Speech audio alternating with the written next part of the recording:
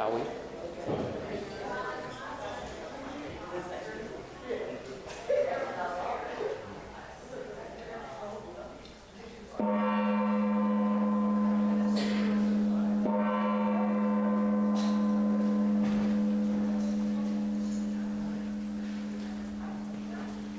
Good morning.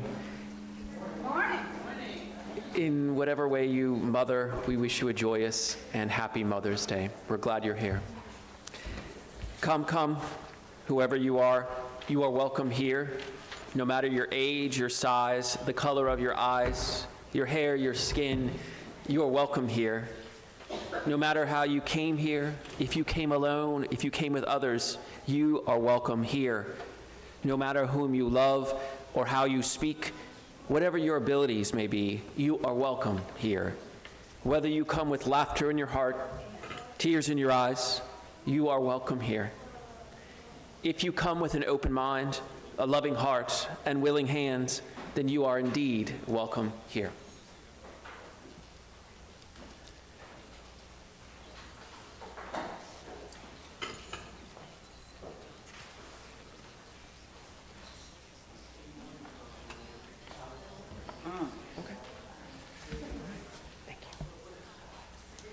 If you'd please join me in body or spirit and rise, and we'll say the chalice lighting together. That's in your order of service.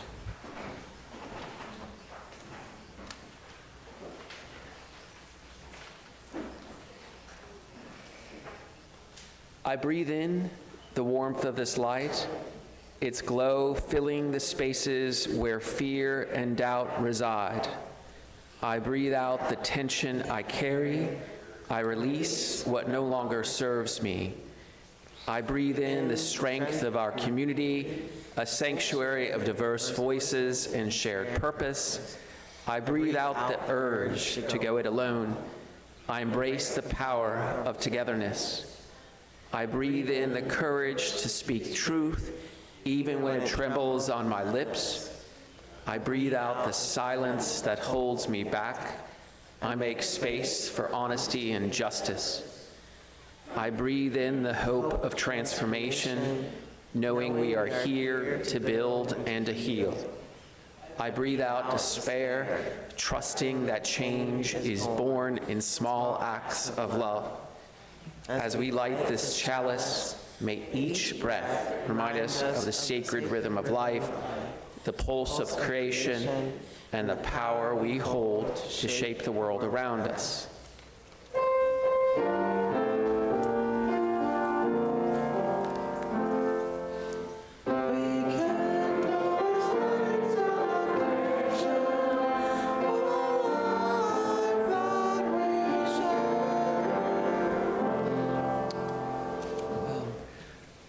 Pardon, I meant to welcome you first. Welcome to the First Unitarian Universalist Church of New Orleans. We are a congregation gathered in love since 1833 to seek wholeness and work for justice in this world. My name is Michael Martin. My pronouns are he and him. If you are a visitor, we invite you to raise your hands if you're feeling courageous so that we can greet you and say hello. That's okay. Our worship leader today is our own Sara Green. We're lucky to have her, and thank you for joining us once again. If you'd please remain standing and join in singing, thank you for your patience, the opening hymn, number 1067. This is in your teal hymnal.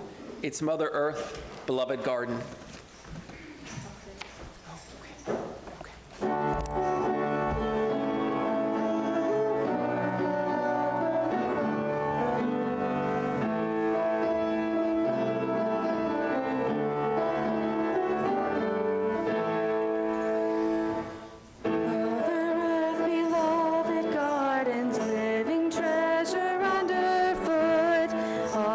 Days you crowned our being sage and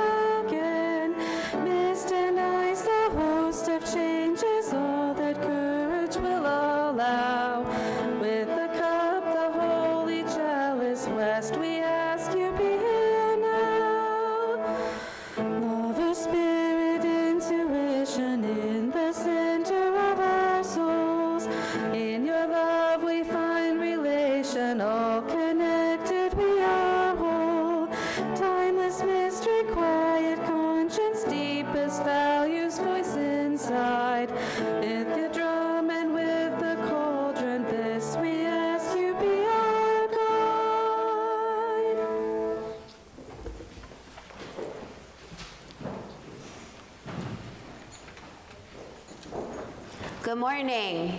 Good morning. Can you hear me okay? I didn't test it before. In the back, good? Okay, great. I'd like to invite those young and young at heart to join me on the carpet circles. I have a very cool story today. I've never read it before. I'm so excited.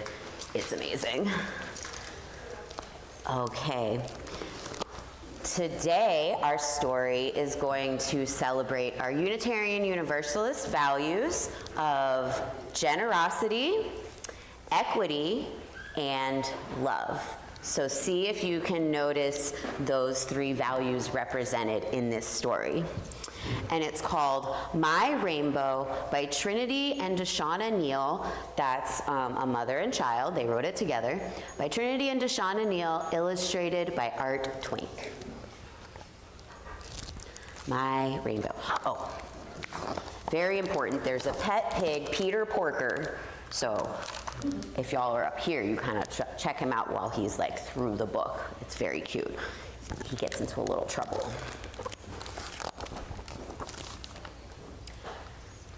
Trinity and her siblings played in the warm morning sunlight. Trinity stroked Peter Porker, that's the pig, Peter Porker's long mane. She loved soft things, just like many kids with autism, and Peter's hair was perfect. Music sang from Lucian's cello, enveloping the room in tranquility and making it feel safe. Wow, what a beautiful day. Let's play, Trin, Hyperion said. Their sparkly shirt glittered like stars. Look at that cool shirt. Sometimes Trinity and Hyperion's dolls were video gamers. You guys see the video gamers? Where is it? We did. Oh, video gamers. Sometimes they were astronauts. Where's the astronauts? You guys see astronauts? Astronauts. And Thane's toy was a hot dog this time. Their dolls could be anything they wanted, just like Mom said that they could.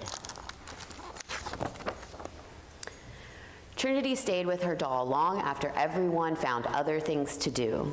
She stared at its long curly hair and beautiful dark skin. She touched her own short hair. "What's the matter, baby?" Mom asked. Trinity blew out a gust of breath in frustration. "I can't be a girl." "Oh?" Mom said. "Why is that?" Because why? Trinity glanced up. "I need long hair." "Girls can have short hair, see?" Mom ran her hand through her own short black hair. "I'm a girl too." Trinity's frown only deepened. "I don't think you understand, Mom. I'm a transgender girl." Mom blinked with surprise. Trinity's gender was part of what made her a masterpiece, just like her autism and her black skin. But Trinity was trying to tell her something important. Mom closed her laptop and sat down next to Trinity. "I'm listening." Trinity let out a big breath as if she'd been holding it in forever. "People don't care if cisgender girls like you have short hair, but it's different for transgender girls. I need long hair." Mom thought for a long moment. "You're right. It is different for me." She peered at each of her children. "We are all a little different from one another. You're a beautiful rainbow, Trinity." "I don't feel like a rainbow right now." Mom knew Trinity struggled to grow her hair long. She hated how it made her itchy when it was growing out. But Trinity knew herself best of all, and if she said that she needed long hair, then she needed long hair. With a sigh, Trinity picked up a pink comb and began to comb her doll's hair. When Dad came home from work, Mom was still thinking about what Trinity had said. "I have to make things right," Mom said. "But how?" I don't know, Dad said. Mom didn't know either. Lucien peeked around the corner. I think I can help. Mom grabbed her purse. Lucien led her across the street to the beauty store. There were so many choices. This one's too long, Lucien said. Trinity doesn't like hair touching her neck. And that one's too straight, Mom said. She's a beautiful black girl and her curly hair is already perfect. None of these feel right, she sighed. Lucien thought hard. I know exactly what we need. Trinity needs her very own rainbow. That night, as all her children slept, Mom sat down with her laptop, a hair needle, thread, and a wig cap. She had never made a wig before. She threaded the hair into the cap like the online video showed. She sewed late into the night, weaving love into every row. The wig had to be just right for Trinity. She poked herself with the needle a few times, got the thread tangled in the curls, and had to chase Peter Parker when he snatched out some of the purple curly hair. See, I told you he was going to get in trouble. But she weaved and weaved until the clock struck 3 a.m. She finally dozed off, and hoping her daughter would love it. Mom awoke to the sound of sniffling and sobbing. Uh-oh. She gasped. Trinity was crying. Mom dashed to the bathroom. The wig was big and fluffy on Trinity's head, the springing curls of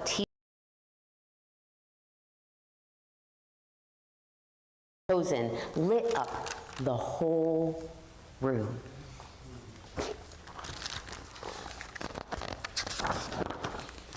Trinity's eyes sparkled. She was crying tears of joy.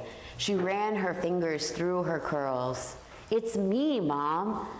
My hair has finally come. It's my rainbow. Lucien bounded into the bathroom with the rest of the family behind him to see Trinity's reaction. Thank you, Trinity said. I love my rainbow. And we love you, my heart. Thank you, everyone.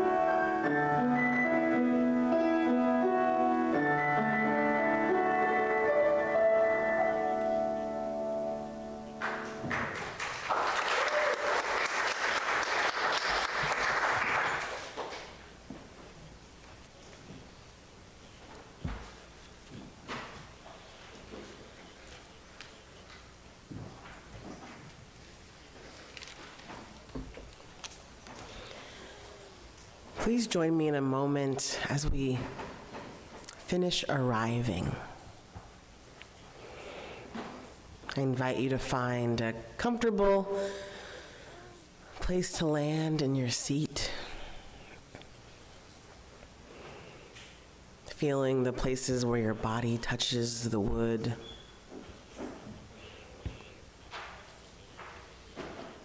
Feeling your weight and your relationship with gravity, tethering you to this place, for better or for worse.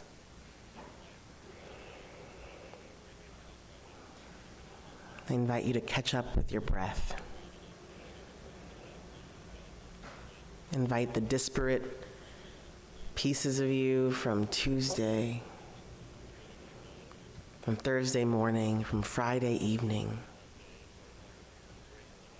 Piece of you that's still hanging out in last month, in that difficult conversation. Invite all of those pieces of you to be present with us here, now.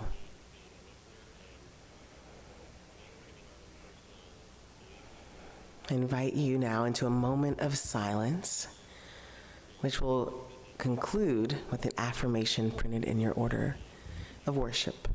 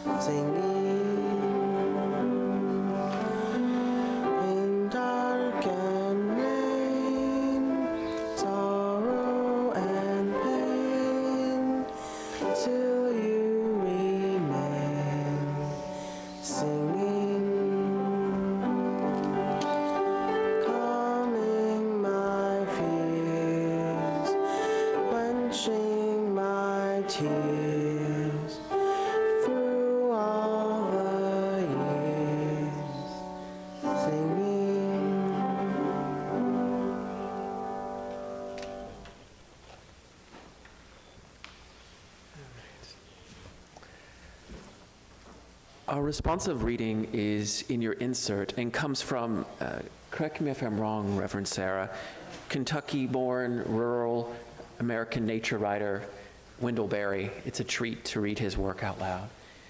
I'll read the non-italicized. If you would, please read the bold. When despair for the world grows in me,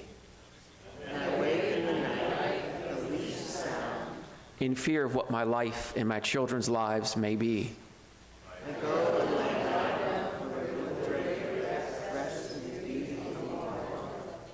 and the great heron feeds, I come into the peace of wild things.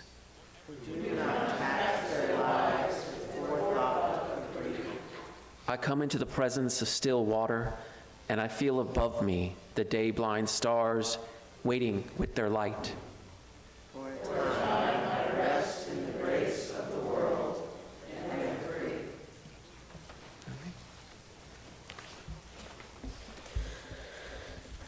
Good morning, everybody.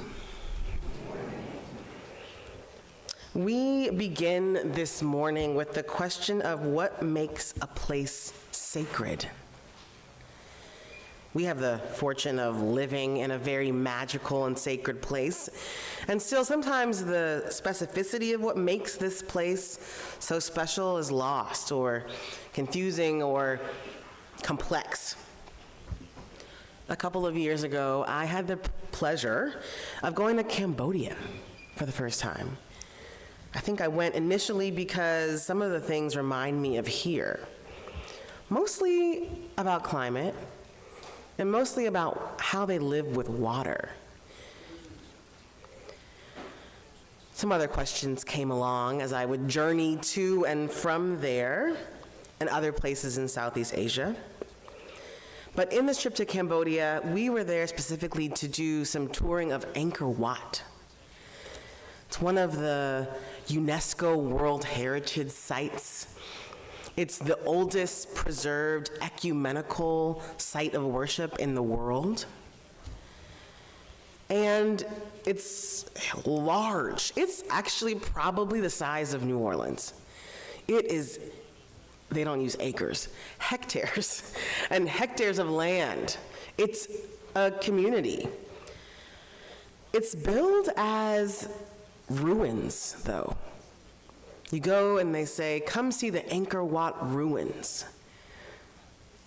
Ruins has a way of sort of picturing itself in your mind, right? When you think of ruins, you think of desolate, isolated, vacant. You might think of post-Katrina New Orleans. Ruins, just the shadow or the casing of a place that used to be. It's weird that people flock to ruins. So we went.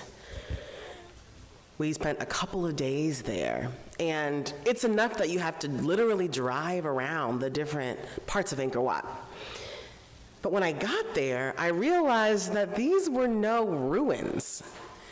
It was an alive community. What do I mean when I say that? There were people meditating and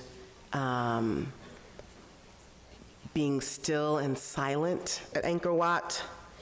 There were people selling their wares and their goods. That was complicated.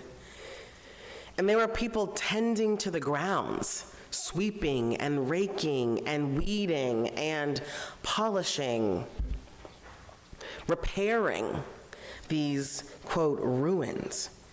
It was such an active community, full of life and practice and awe.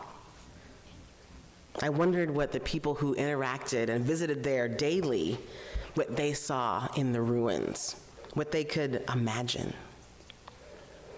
And then I thought, to show up to a place called ruins, day in and day out, for your spiritual practice or for your livelihood, required a sense of devotion.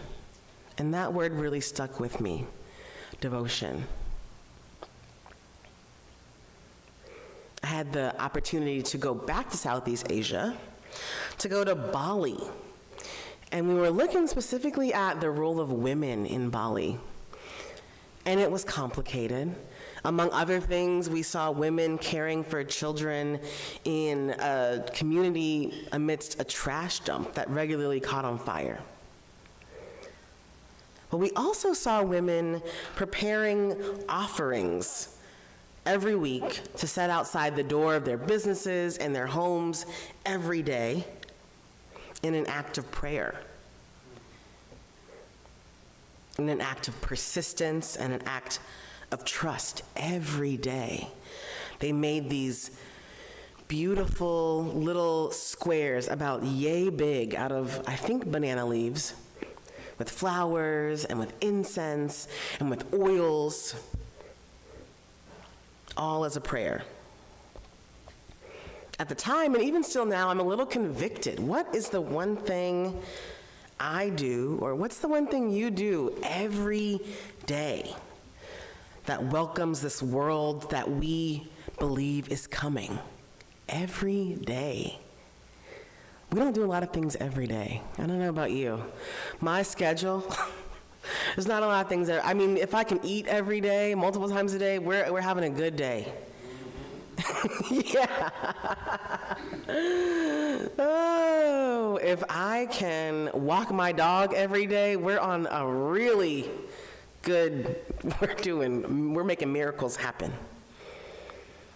What's the one thing you do every day that welcomes the world we know and hope for? As much as I am worldly and love to travel, there's a part of me that's quite conventional. Morgan Wallen's mother, Morgan Wallen's a country music singer, and I thought about subjecting you all to his song, but I decided against it. I thought I would just read the part that I want you all to hear. Morgan's Wallen mom prayed. In this one song, he has this lyric, I thought you should know that all the prayers you thought you wasted on me finally made their way on through. Oh, gosh. As a parent of young adults, there are those moments where you're like, oh my gosh, we made it. And then there are moments where we don't think we made it. But nevertheless, Morgan Wallen's mom prayed without a guarantee that those prayers would amount to anything. Feels like devotion. I also wonder if caring for Angkor Wat or the little offerings in Bali or the prayers of Morgan Wallen, I wonder if any of those activities would be more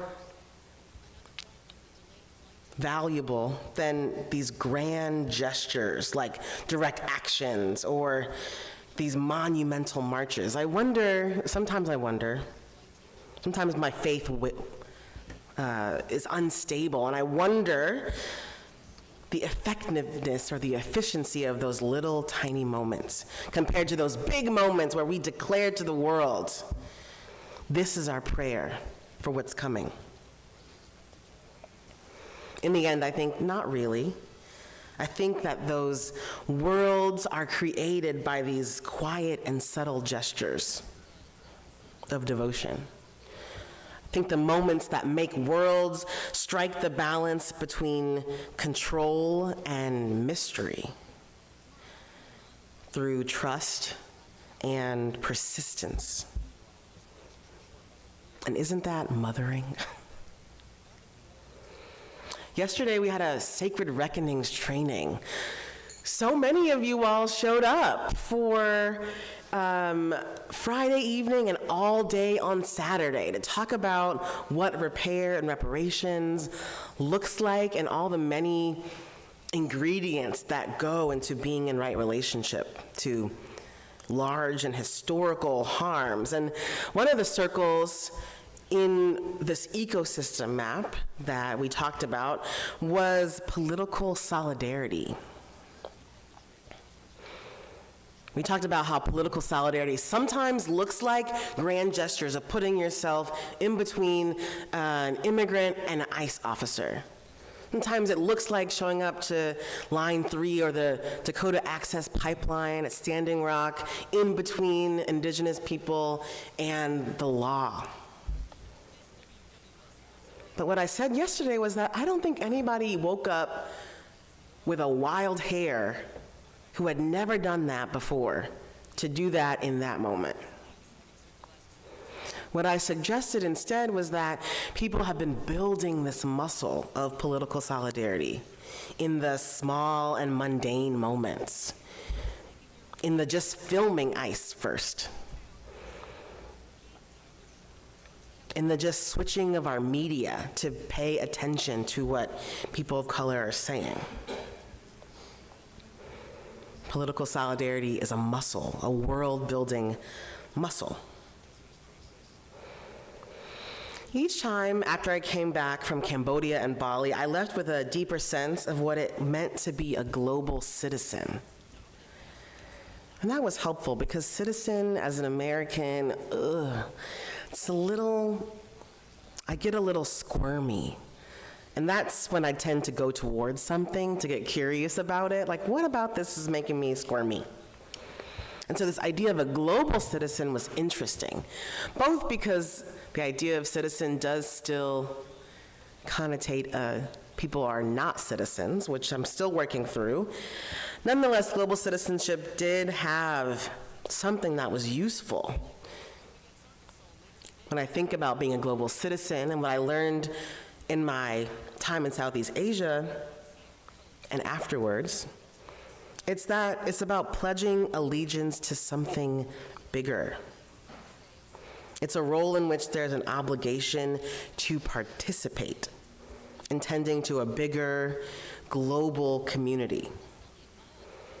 And it's understanding when I hear the word citizens that it's an everyday act of showing up. Isn't that mothering? In both, there is joy and also grief for all that you cannot change. In both, there is a learned maturity of time and patience, not an okayness, but a patience and a steadfastness that I've come to appreciate in that concept of global citizen that leads me to devotion and that everyday practice.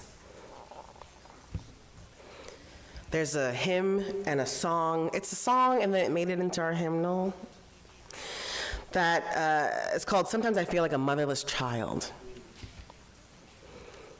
This morning and throughout the week, I was listening to the song and I was really struck again by the lyrics of the song, which reads, if you're not familiar, sometimes I feel like a motherless child, a long way from home. This week, what struck me was that the writer of the song didn't say, sometimes I feel like a motherless child without anyone to keep up with my foolishness, or to make excuses for my bad behavior, or to provide comfort when there are real consequences. Instead, the writer chose to write, sometimes I feel like a motherless child, a long way from home. To me, this suggests that mothering is about orienting us towards home, towards where we belong.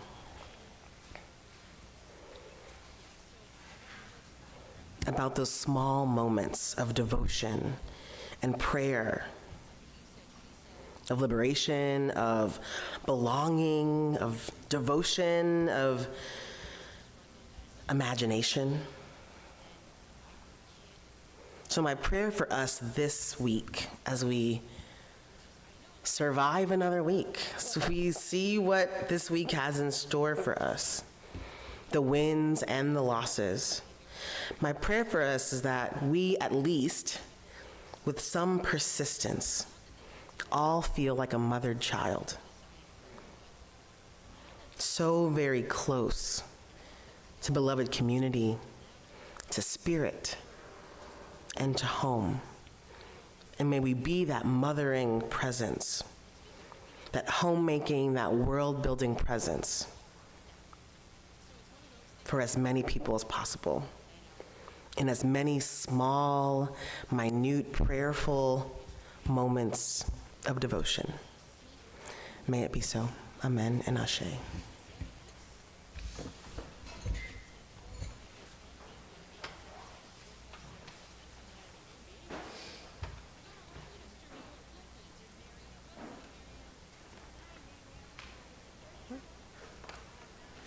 We'll now take the offering.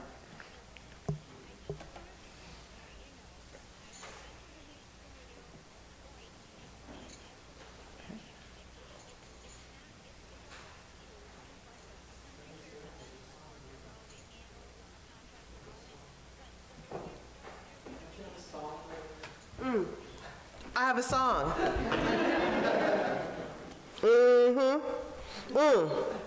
That song. I'm gonna sing a different song. This is a song, oh my gosh, do you know the UCC has some fun songs? They keep them hidden on their Facebook. But this is a song that I learned recently that has really got me going. Here are the words. This is great, because we don't have to ixnay the words that are not here. The words are, take them all down, take them all down, take them all down, these walls between us. Try that. Take them all down, take them all down, take them all down, these walls between us. Take them on down, take them on down, take them on down, these walls between us. Take them on down.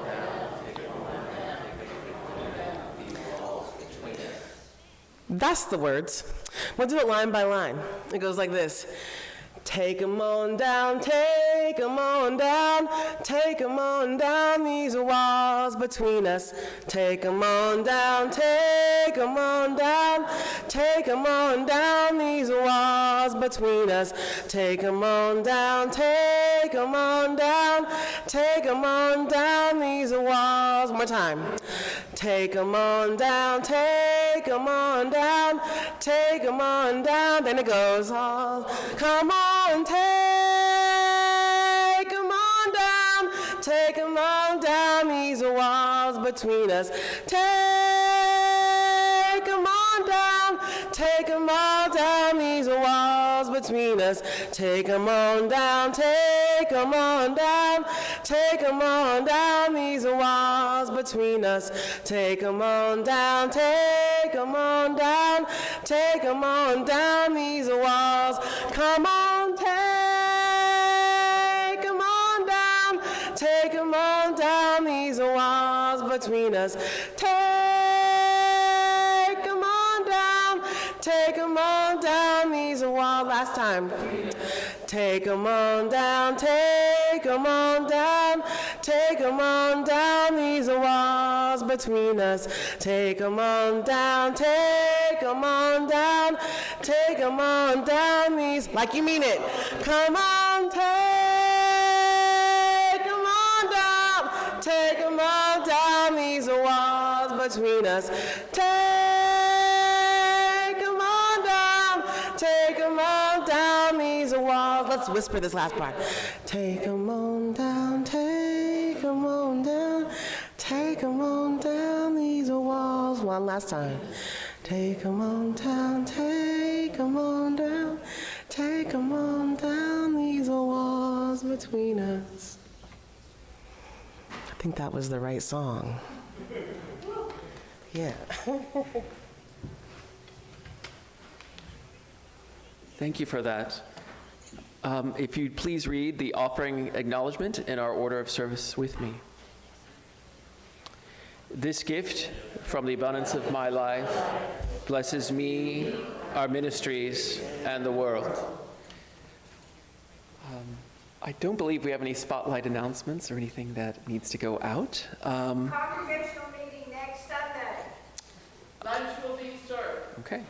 Congregational meeting next Sunday after service, and lunch will be served. Childcare provided. Childcare will be provided. Be there. Be there. Also bring a flower to service for flower communion. Okay, it's flower. For those on the live feed, we ask that you bring a flower to service next week. All right, if you'd please join me in doing the chalice extinguishing and rise in body or spirit. All right. We extinguish this flame, but not the light of truth, the warmth of community, or the fire of commitment. These we carry in our hearts until we are together again. And please remain as you are and join me in singing Hush, hymn 1040 in the Teal hymnal.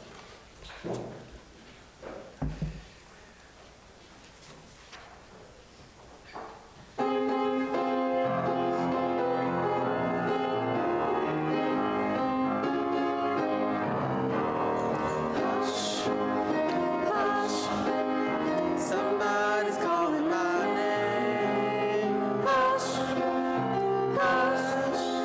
Somebody's calling my name. Hush,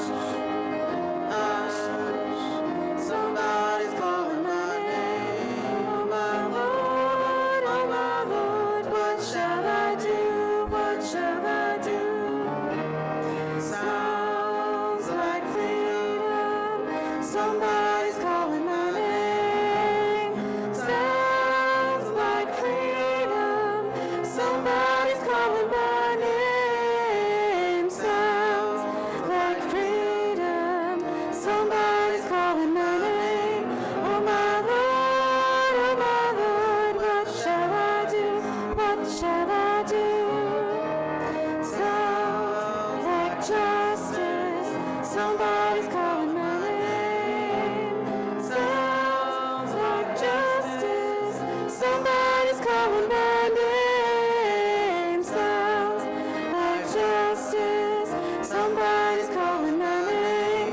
Oh my Lord, what shall I do? What shall I do?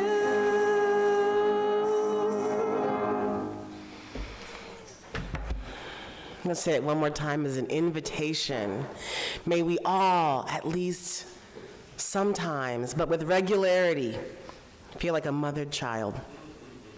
So very close to spirit, to beloved community, and to home. May it be so. Amen and ashe. Greet your neighbors, hug, coffee, brunch.